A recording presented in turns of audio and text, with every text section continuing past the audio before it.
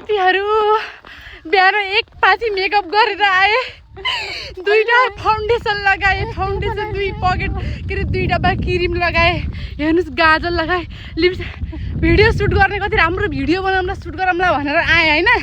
यिनीहरूले मलाई भूत चुडेल पनि राम्रो हुन्छ होला जस्तो बनाइदिए। मेरो भिडियो बनेको छैन, मेरो भिडियो आफूलाई चिन्न सक्यो नानी।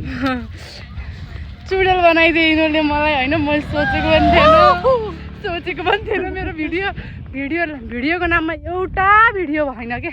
लास्टमा मान्छे नै म चुडेल कहाँ चाहिँ राम्रो भयो त जस्तो भयो। मेरो कपाल पनि खत्तम भयो। हेर्न यो जान्छ त अब यी खोइ त एउटा साथलाई लिन आएको त्यो काँची खै त्यसलाई पनि यस्तै दल्ने भनेको रङै भ्याइदियो कि यिनीहरूले सारा मैमाथि दल्दियो। हेर्नु न मेरो हालत यस्तो बनाउने हो त यिनीहरूले। यदि कसैको थाहा छैन, यदि कसैको इच्छा विपरीत कसैलाई रङ लगाउनु भयो भने कानुनी कारबाही हुन्छ। उहाँलाई कानुनी कारबाही गर।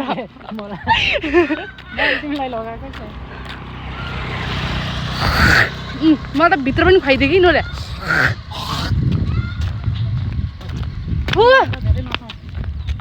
नाकबाट भित्र पनि हालिदियो कि यिनीहरूले यार।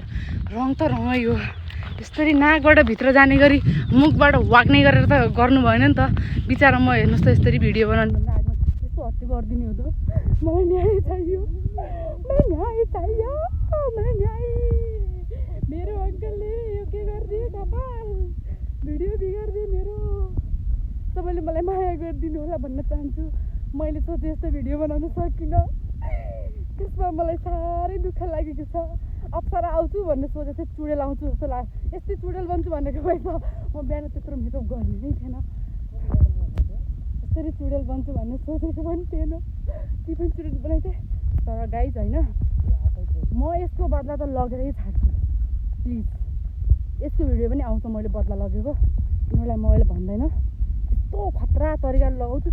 पानी पनि भन्दिनँ मैले। अब पानी माटो धुवा धुलो आकाश, त्यो आकाशको खाएर भन्छु बदला त लगेगी।